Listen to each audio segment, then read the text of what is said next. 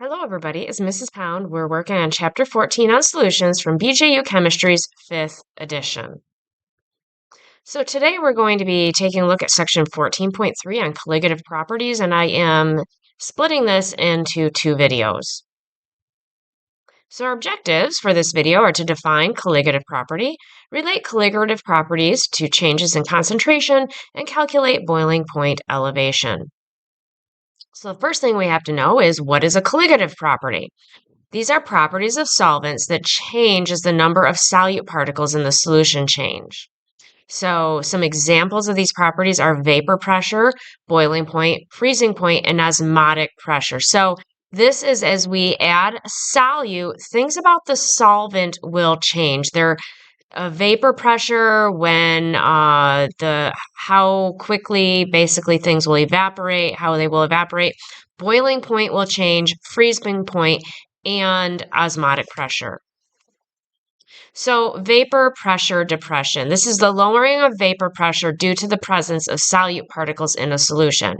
What vapor pressure is basically it affects boiling, first of all, and it's when particles will escape from a liquid and evaporate into the air. So what happens is that when you add solute in here, there are some solute molecules or ions also on top of the solvent. Let's say it's water. And so because they're taking spots where the water would, the not as many water molecules can evaporate into the air. So they're not on the surface. So it takes more energy for them then to evaporate. Plus, there might be some interactions between those molecules where they're attractive and whatnot, especially since they are dissolving them. So they're just not as free to go into the atmosphere to evaporate as a gas. So they require more energy. Okay. And to do that. And that actually lowers the vapor pressure. There's not as much gas pushing up to get into the atmosphere. This makes the solvent less volatile, will not evaporate as quickly because those molecules are going to need more energy to evaporate. And the more particles of the solute, the more the vapor pressure is lowered. So this affects boiling point elevation. This is the phenomenon that occurs when solute particles raise the boiling point of a solution by lowering the vapor pressure of the solvent. Because like I said, the vapor pressure is down. You need more energy to get that vapor pressure up and for those molecules to then escape. So you have to raise the temperature. So we have a formula for that. And the formula is the change in boiling point temperature equals I times KB times the B of the solute. And so let's define these terms. So delta TB is the change in boiling point in degrees Celsius. I is the number of particles dissolved for each molecule or formula unit of a solute. For example, sugar is a molecule, so its I is just 1. But sodium chloride will break down into ions, sodium ion and the chloride ion, so its I is equal to 2. And for something like silver chloride, we have the silver is 1 particle, 3 chlorine ions, chloride ions actually, so its I is 4 because it will break down into 4 particles. Kb is the molar boiling point constant, depends on the solvent. So this is a value that will either be given to you or you will find in a table.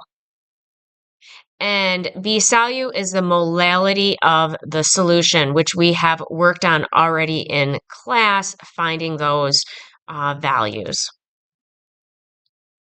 So an example of a problem using this might be, to make maple syrup, people boil maple sap until the solution concentration is 1.34 kilograms of sugar dissolved in 0.500 kilograms of water.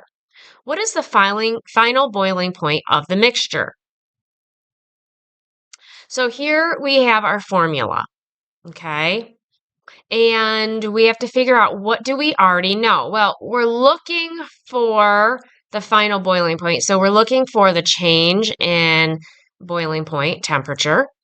We know I because we're told that it's maple sugar, and maple sugar we're going to say is sucrose, and sucrose is a molecule, so the I value is 1. Kb, from a table, I am giving you this number, 0.512 degrees Celsius times kilograms over moles. And we do not know the concentration of the solute yet, but we were given some information for that.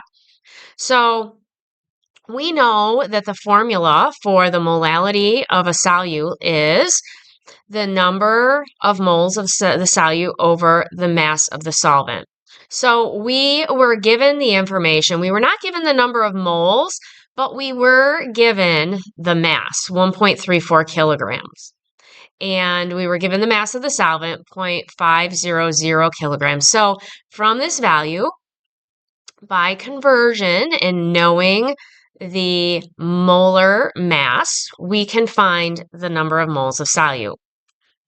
So first, we find the molar mass of sucrose, so C12H22O11.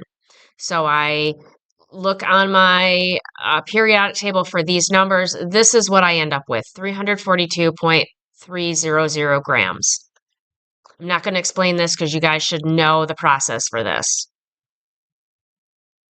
So then I go over and I convert. I start with my 1.34 kilograms, but I got to convert this to grams because remember, my molar mass is always in grams. So 1 kilogram of sucrose is 1,000 grams. I'm now in grams. So grams goes down here to cancel. So 1 mole of sucrose is 342.300 grams. I end up with 3.91 moles of sucrose. So now I can find the molality of the solution, working backwards, basically. So I have my formula. I plug in my numbers, my 3.91 moles that I just found, my 0.500 kilograms, and I end up with 7.82 moles per kilogram, which is 7.82 molal. Now that I have that, I can find the boiling point elevation. So I have my formula. I plug in my numbers. My I value is 1. I gave you the constant of 0.512, and we just found the molality of the solution, 7.82. So I multiply all those numbers together, and I get 4 degrees Celsius. Now, this is not my final answer because sap doesn't boil at 4 degrees Celsius, right? You know that. We have to add that to 100. So the final temperature is 104 degrees Celsius because it elevates the boiling point temperature. And we know that water boils at 100. You add sugar to it, it's going to raise that boiling point. So that sap will boil at 104. So our objectives today were to define colligative property, relate colligative properties to changes in concentration, and calculate the boiling point of elevation. I will be back with another video where we calculate freezing point depression, which is very similar to this problem, and talk about osmosis.